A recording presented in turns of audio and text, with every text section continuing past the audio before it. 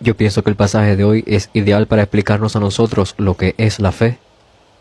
Pienso que es algo que deberíamos de digerir muy bien. ¿Cómo es que debe mantenerse viviendo alguien que debe tener la fe? A mí me gustan los deportes. Pensemos en un jugador de béisbol. Un jugador profesional de un país es el mejor jugador. ¿Ustedes no creen que ellos han profundizado y han verdaderamente digerido el béisbol? Ellos lo han hecho de esa manera. Más que nadie, estos jugadores profesionales de béisbol han rumiado, han profundizado este deporte más que nadie. ¿Cómo yo debería de jugar béisbol? ¿Cómo puedo jugar mejor cada día? Porque esta es la manera de mejorar cada día. Y los que son mejores que nadie jugando béisbol piensan así. Pero precisamente como son los mejores jugando béisbol, ellos cada vez más profundizan y digieren este deporte más que nadie. Y yo pienso que así, de igual manera, es la fe. Todos estamos aquí porque todos creemos en Dios. Pero no todo termina aquí. El verdadero crecimiento y el verdadero digerir comienza desde aquí. ¿Cómo deberíamos de creer? Pienso que el pasaje de hoy nos da un gran ejemplo. Pero antes de ir al pasaje de hoy, creo que hay otros versos que deberíamos de también analizar. Y pienso que no hay otro pasaje que se repita tanto en la palabra. Hay una frase que constantemente se repite mucho en la Biblia. Veamos el libro de Habacuc en el Antiguo Testamento. En mi versión, este libro de Habacuc se encuentra en la página 1305.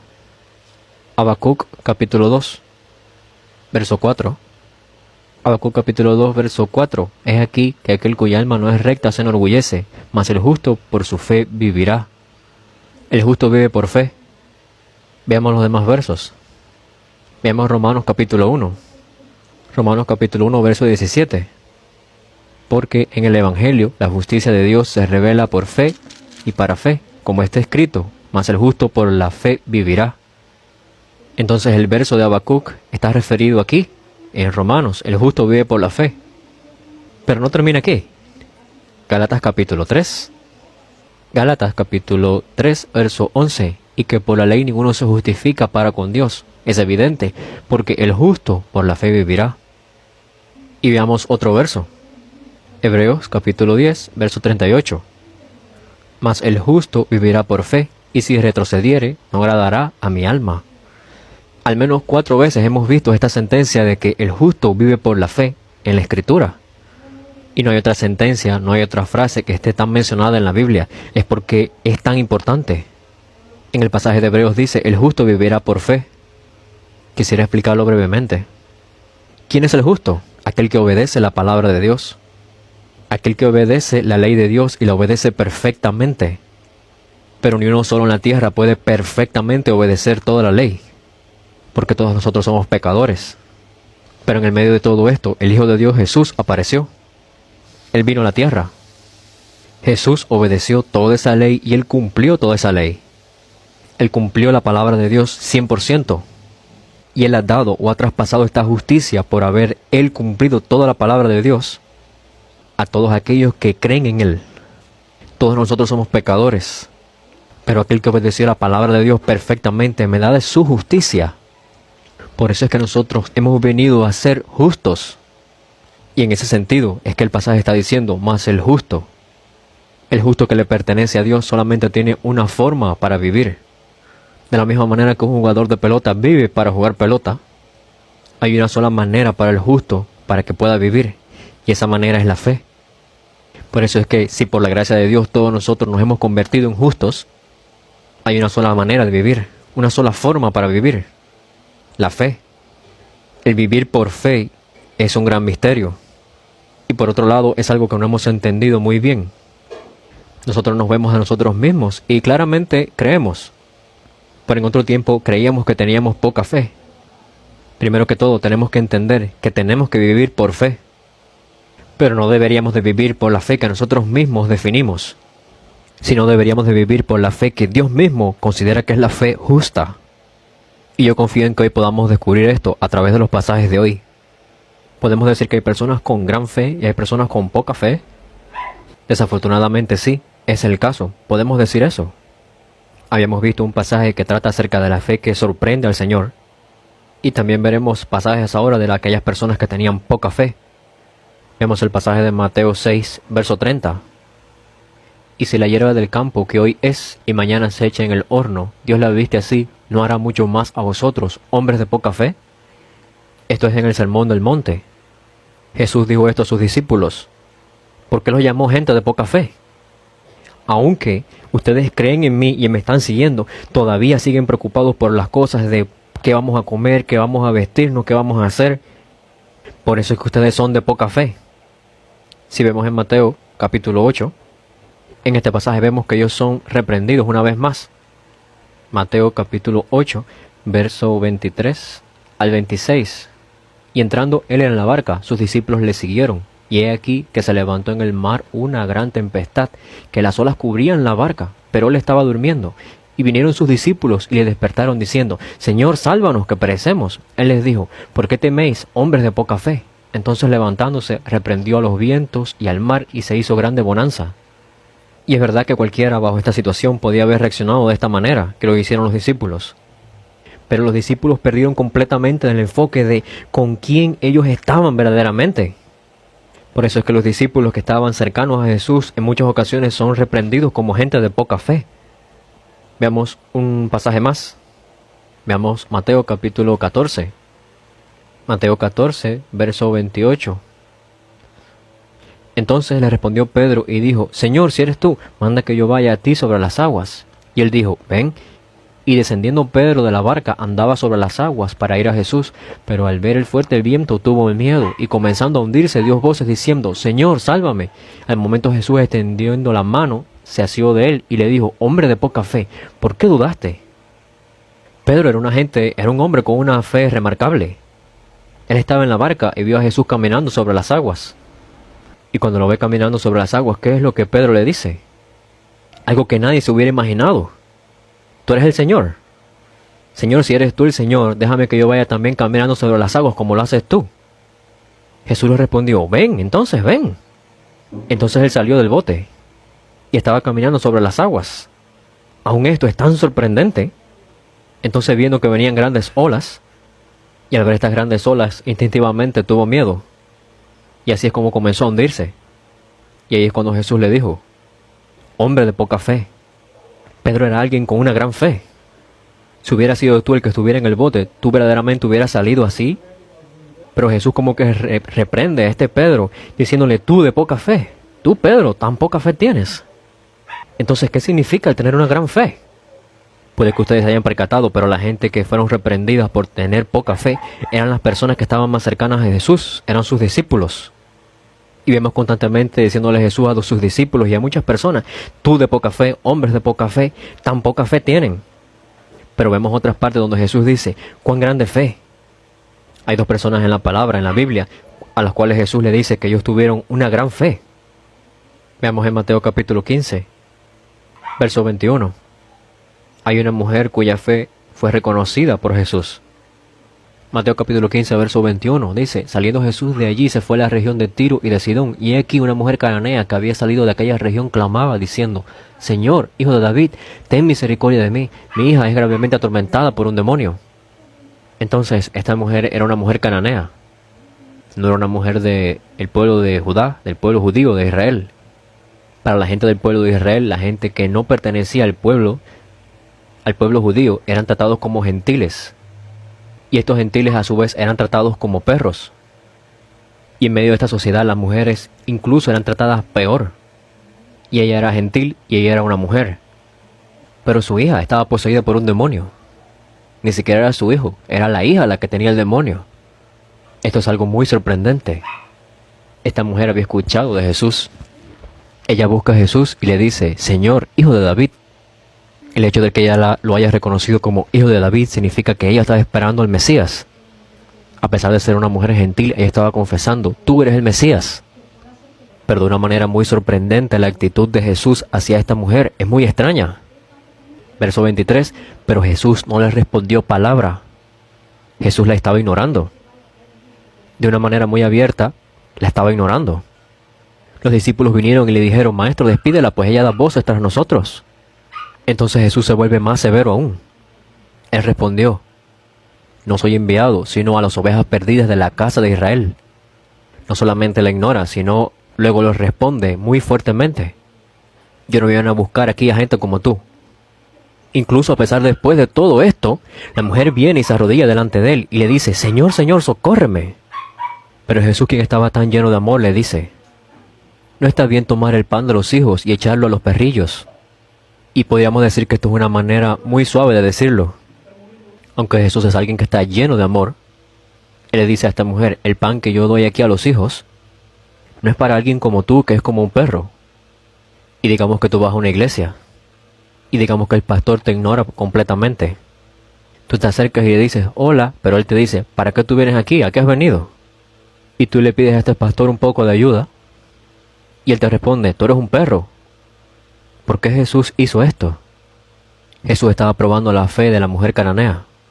Cuando ella escuchó todo esto que el Señor le dijo, ella dijo, sí, Señor, pero aún los perrillos comen de las migajas que caen de la mesa de sus amos.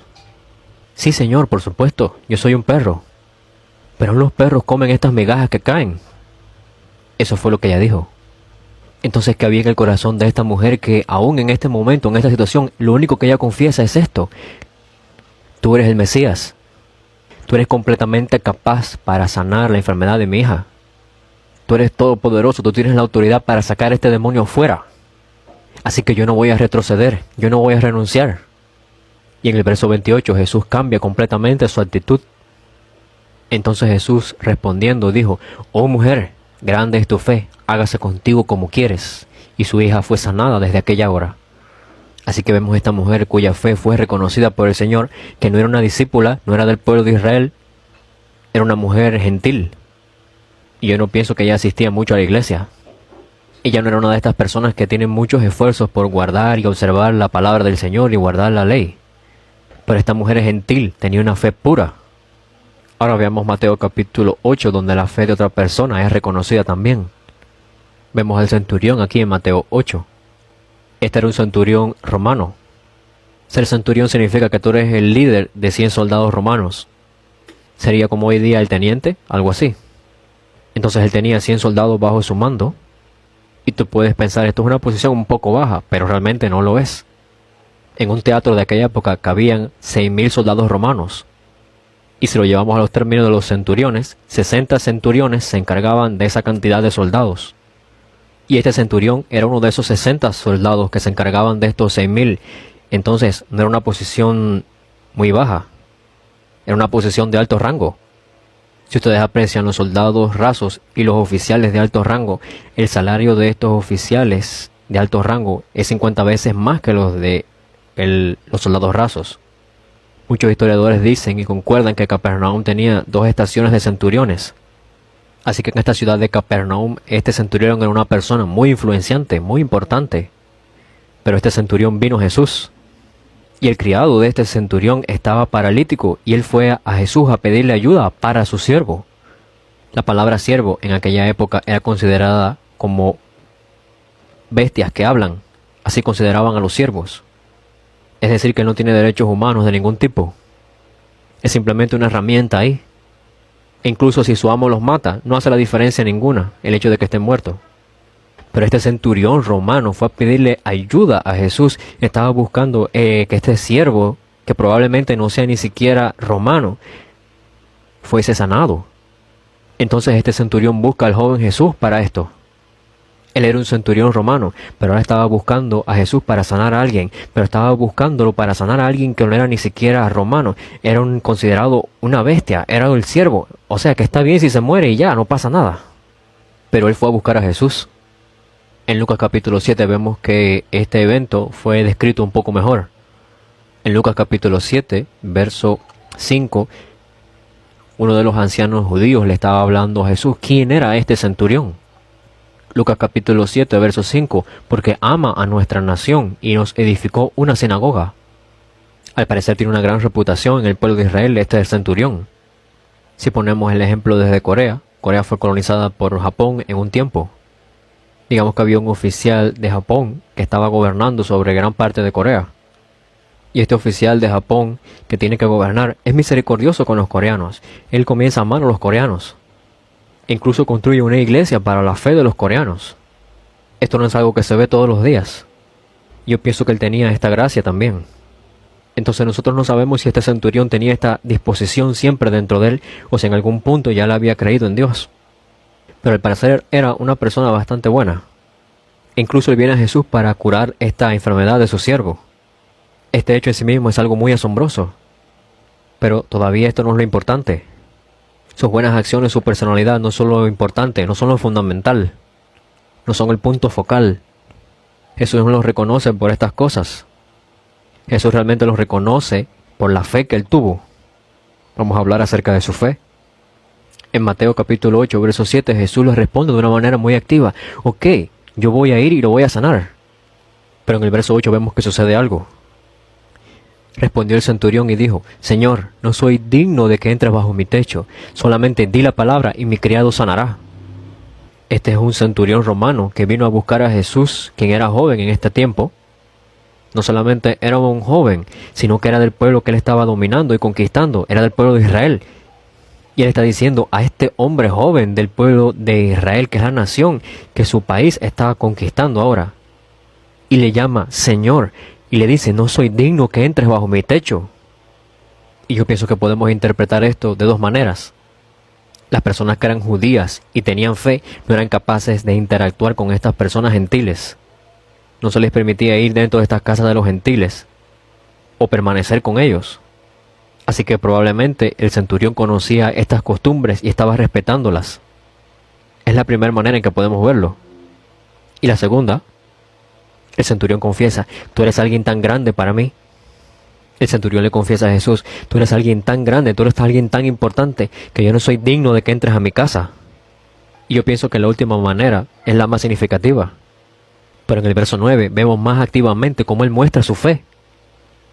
Porque yo también soy hombre bajo autoridad y tengo bajo mis órdenes soldados. Y digo a este ve y va, y al otro ven y viene, y a mi siervo haz esto y lo hace. Entonces, ¿qué significa todo esto? Estaba diciendo algo como esto. Soy un soldado romano que conoce mejor que nadie lo que significa la autoridad. Y como es un centurión, y los centuriones tienen autoridad, así que cuando él manda a su siervo que viene, el siervo viene, y cuando envía a alguien, el que él envía tiene que ir. Él es un soldado y él entiende y conoce mejor que nadie lo que es la autoridad. Y este centurión está diciendo, por favor, solo di la orden, solo di la palabra. Si tú dices la palabra, entonces él va a ser sanado. ¿Qué significa? Con tu palabra la enfermedad va a ser sanada. Tú eres alguien con tanta autoridad, tú eres alguien con una gran y tremenda autoridad. Tú eres capaz de sanar enfermedades e incluso detener la muerte. Eres alguien de esa autoridad. Eres alguien tan grande con esta autoridad. Tú eres el único, tú eres aquel que tiene el poder de detener las enfermedades, de detener la muerte. Tú tienes el poder de la vida y de la muerte. Tú eres el Rey de Reyes y el Señor de Señores. Tú tienes toda esa autoridad, por eso es que si tú dices la palabra, mi siervo va a ser sanado. Y si ustedes miran el verso 10, al oírlo, Jesús se maravilló. Y si ustedes ven la palabra maravilló en griego, es la palabra taumaio. Esta palabra maravilló en realidad es una expresión de admiración. Es como decir, wow, o como decir, es una gran admiración. Significa que Jesús consideraba esto tan precioso. El mismo Jesús se sorprende por esta fe. El mismísimo Jesús se asombró por la clase de fe que este hombre estaba mostrando. Un soldado romano que sabe lo que es la autoridad estaba reconociendo la autoridad del Señor. Tú eres el que reina sobre toda la creación. Tú eres el rey de todo el universo. Tú eres Dios. Tú eres nuestro amo. Así es como le estaba apreciando Jesús. Y Jesús estaba tan asombrado, tan maravillado. Como antes le había dicho a ustedes, constantemente Jesús estaba reprendiendo a sus discípulos, a los que estaban con él todo el tiempo. Él les decía, hombres de poca fe, tienen poca fe. ¿Tan poca fe tienen? De poca fe, de poca fe, de poca fe, de poca fe. Pero Jesús se sorprendió por dos personas. Y los dos eran gentiles. Esto es algo muy importante, es algo tan sorprendente. Uno de estos dos gentiles era una mujer cananea con una hija que estaba endemoniada. Y el otro era un soldado romano que estaba colonizando el propio país de Jesús. Pero Jesús verdaderamente se maravilla de la fe de estas dos personas. Estos son dos pasajes muy importantes en los cuales podemos ver lo que la verdadera fe es. Hay una palabra hebrea que se refiere a la fe, la cual es amán. Podemos entender esta palabra a través de una relación entre una madre y un hijo. El hijo no puede hacer todo lo que desea. Realmente el hijo no puede hacer nada. Es un niño de brazos. Este niño de brazos está en el regazo de su madre. Pero esta madre se ocupa completamente del niño y resuelve todo para él. Cuando miramos a este niño de esta manera así, podemos entender lo que es la fe. La vida de este niño depende de su madre. Así que tiene que confiar todo. Le tiene que confiar todo a su madre. Tiene que confiar en todo en ella y depender de ella completamente. Así que este niño que confía plenamente y que depende completamente de su madre y que confía con su vida, esto es fe. Hay muchos tiempos en los cuales nosotros malentendemos la fe. Mucha gente entiende una gran fe o una fe muy brillante por cosas como esta. Muchas personas piensan que una gran fe es una fe que no se influencia por nada, por el medio ambiente, por las circunstancias o situaciones. Es como esta madre que empuja al hijo sin apreciar nada alrededor ni valorar nada. Y por supuesto, aquellas personas que tienen una gran fe verdaderamente pareciera que están actuando de esta manera y que son así. Y hay muchos más aspectos que se muestran, pero estos aspectos por sí solos no son la evidencia de que una persona tiene una gran fe. El esfuerzo religioso y el esforzarse así, esto no es fe. Aunque aquellas personas con la verdadera fe en algún punto pueden esforzarse y pueden estar luchando de una manera así, en ciertos aspectos pueden estar luchando de esta manera, pero el hecho de que tú estés luchando constantemente de una manera religiosa y de que tú te esfuerces de una manera religiosa, eso no significa que tú tengas la fe correcta. ¿Qué cosa es la verdadera fe? Incluso que tú seas un gentil, el verdaderamente conocer en quién yo estoy creyendo y en el depender de Él completamente y el confiar todo en Él, eso es fe. Por eso es que al decir yo tengo una gran fe o yo tengo una pequeña fe, depende de una cosa. Para hablar de términos fáciles, sería algo como esto. Verdaderamente, ¿cuán grande es mi fe? Esto depende de cuán grande yo considero a Jesús, a quien yo he reconocido como mi Señor. Si yo considero que aquel verdaderamente que está dentro de mí es realmente poderoso sobre todo, y que Él es el que gobierna todo el universo, y que Él es verdaderamente el Hijo de Dios, entonces esto es una gran fe. Y si no es así, puede que ustedes crean en Jesús. Pero bueno, Jesús así no me parece tan poderoso. Y Jesús a mí me parece que no está tan interesado en mí. Puede que Jesús ame a otros, pero Jesús no me ama tanto a mí nada. Si yo creo que Jesús está dentro de mí, pero realmente yo no lo aprecio tan grande, no me parece tan grande, tan poderoso, entonces ese es el reflejo de tu propia fe.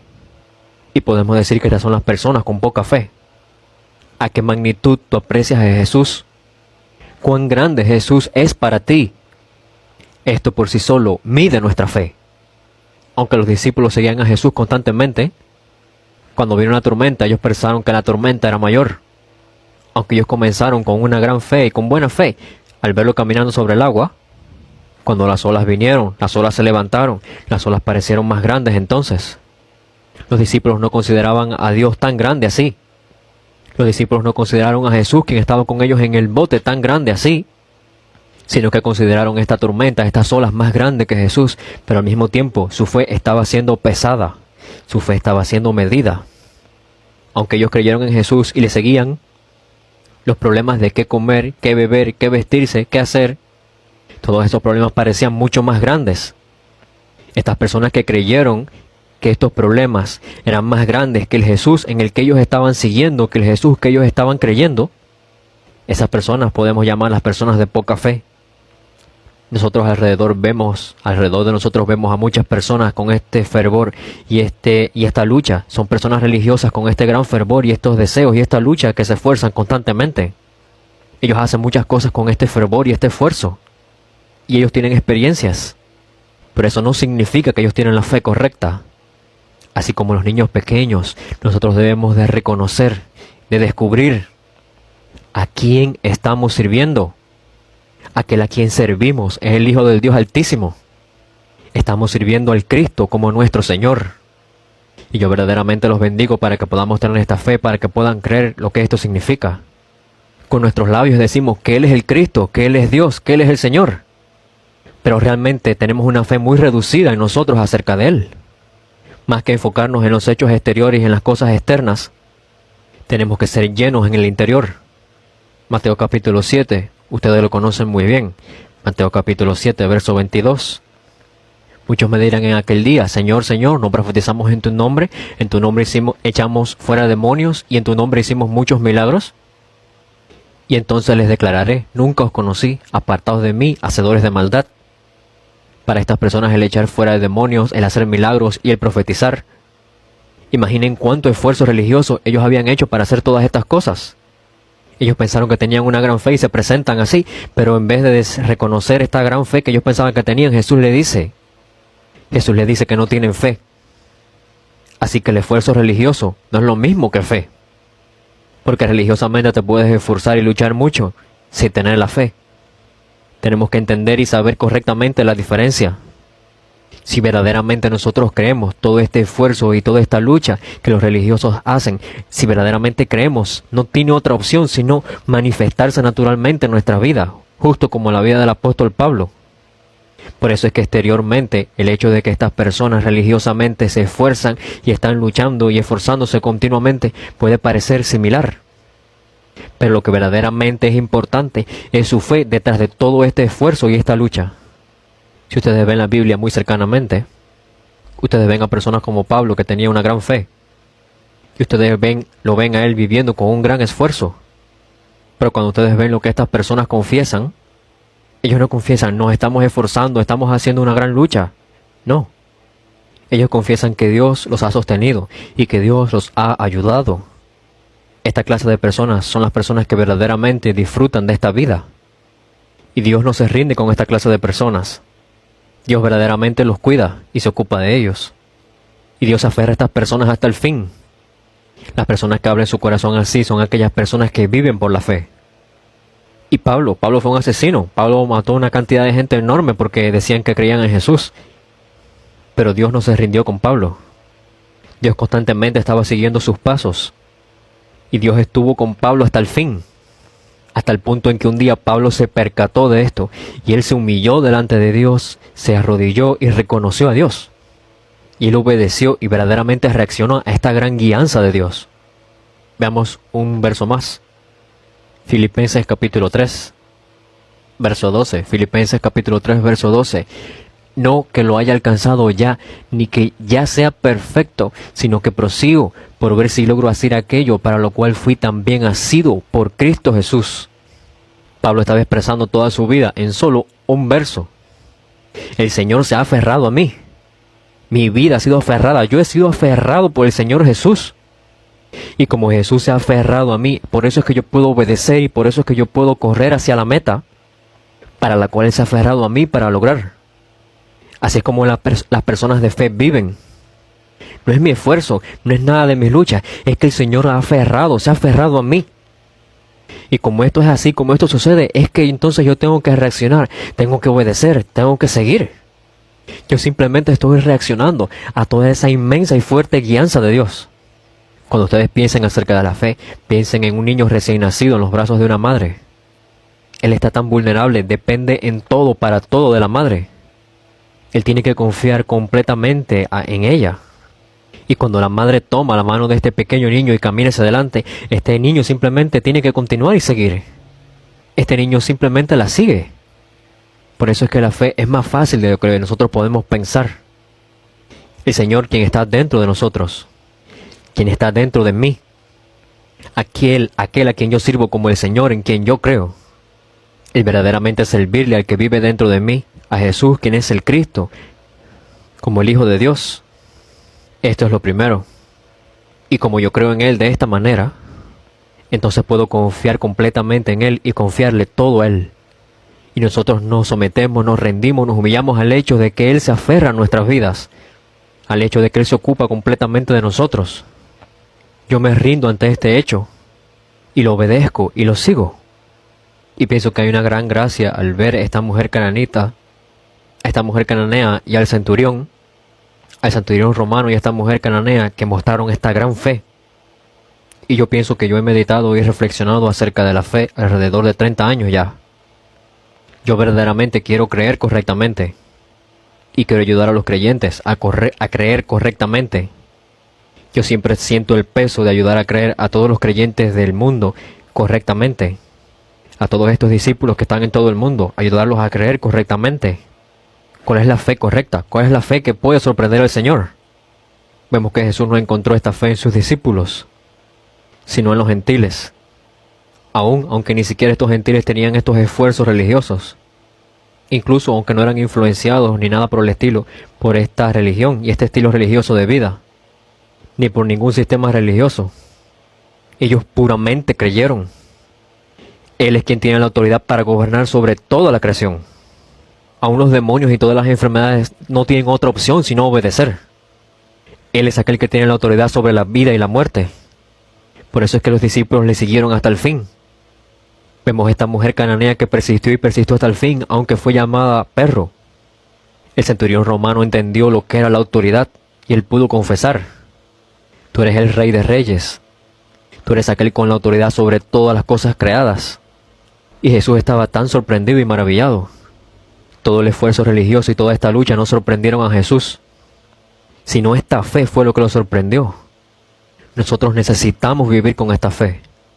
Y si vivimos con esta fe, entonces nuestra vida va a comenzar a mostrar todo este esfuerzo y esta lucha, así como en el apóstol Pablo, y esto es bueno. Sin embargo, si nosotros no tenemos este contenido claro, y lo que hacemos es cubrirlo con esfuerzo religioso, todo lo que hacemos entonces de ahí para allá será sin sentido. No trates de esconder tu fe tras las acciones. Yo verdaderamente espero que ustedes crean, y por causa de que ustedes crean, entonces actúen por lo que creen. Y yo les digo que puede que ustedes no vean muchos grandes modelos de fe alrededor de ustedes. Por favor, no busquen estos modelos de fe alrededor de ustedes, sino que búsquenlos en la Biblia. Los bendigo en el nombre de Jesús, el Cristo, para que las personas como este centurión sean su modelo de fe. Aunque estamos en tiempos difíciles y estamos en situaciones difíciles y estamos también en tiempos donde las personas abandonan la fe. Sin embargo, ustedes están aquí delante del Señor hoy. Y yo les bendigo a todos ustedes. Todo esto creo que puede ser resumido en el título: ¿cuán grande fe? ¿Cuán grande fe? Y yo espero verdaderamente que esta fe a la cual Jesús llamó grande pueda ser hecha suya. Vamos a orar. Dios Padre, te agradecemos. Gracias por bendecirnos para compartir la palabra de Dios hoy, aquí. Permite esta misma gracia entre todos los creyentes y entre todos los que están en diferentes lugares ahora. Esta es una fe que absolutamente necesitamos. Necesitamos vivir por fe. Y nosotros creemos que tenemos que vivir por la fe que verdaderamente sorprendió al Señor Jesús. Y esa es la fe que Jesús reconoce. Permite que esta fe de centurión se convierta en un mensaje para nosotros, al igual que la fe de la mujer cananea. Permítenos presentarnos toda nuestra vida delante de Dios, con una fe limpia y pura. Permítenos vivir una vida en la cual nosotros reconozcamos a Jesús, quien es el Cristo, como el verdadero Hijo de Dios, y reconocerlo como el Cristo, como nuestro Señor. Deseamos que tú te glorifiques en nuestras vidas. Te agradecemos y oramos en el nombre de nuestro Señor Jesús, el Cristo. Amén.